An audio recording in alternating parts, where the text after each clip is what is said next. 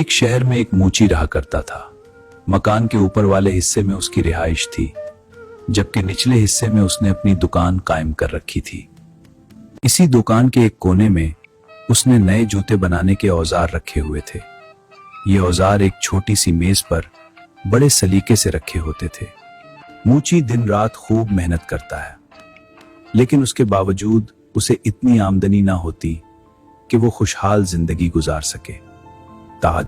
यहां तक कि एक वक्त ऐसा भी आया जब मूची की तमाम जमा पूंजी भी खत्म होने को थी।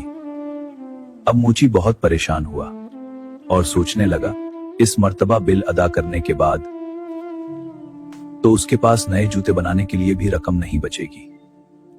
मूची का दिल काम से उचाट हो गया। वो जो जूते बना रहा था उसका चमड़ा वहीं पड़ा छोड़कर उठा था और अपने रिहाइश वाले हिस्से की तरफ चला गया।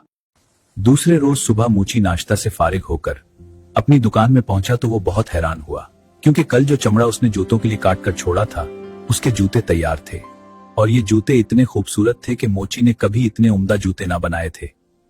मूची ने जोर जोर से अपनी बीवी को आवाजें देनी शुरू कर दी। बीवी ओ, देखो यहाँ, ये जूते खरीदो को यहाँ। आवाजें सुनकर उसकी बीवी दुकान में दाखिल हुई तो मूची ने पूछा, क्या ये इतने खूबसूरत जूते तुमने बनाए हैं? मूची की बीवी ने कहा, नहीं, मैं ऐसे अच्छे जूते कैसे बना सकती हूँ?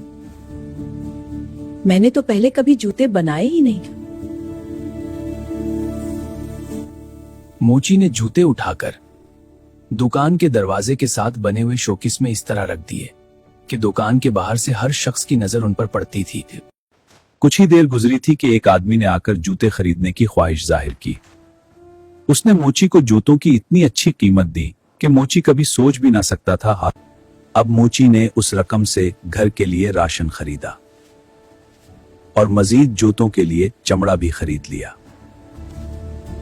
खरीदारी से फारिग होकर मूची वापस आया तो शाम होने को थी। मूची की बीवी खाना बनाने की तैयारी करने लगी, जबकि मूची चमड़ा लेकर दुकान वाले हिस्से में आ गया था। मूची ने 2 जोड़े जूतों के लिए चमड़ा काटा। वो अभी उन्हें सीने के बारे में सोच रहा था कि उसकी बीवी ने आवाज देकर कहा, खाना तैयार है, आकर खाना खा लो, बाकी काम सुबह कर लेना। सुनकर मूची ने काटा हुआ चमड़ा अपने काम करने वाली मेज पर छोड़ा और रिहायशी हिस्से की तरफ आ गया।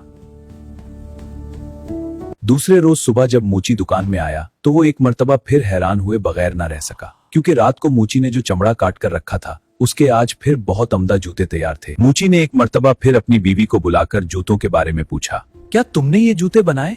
लेकिन उसने इस मर्तबा भी अपनी लाइल्मी का इजहार किया। नहीं, मुझे कुछ नहीं पता। मूची ने जूते उठाकर शोकेस में रख दिए। थोड़ी देर बाद जूते बुक गए।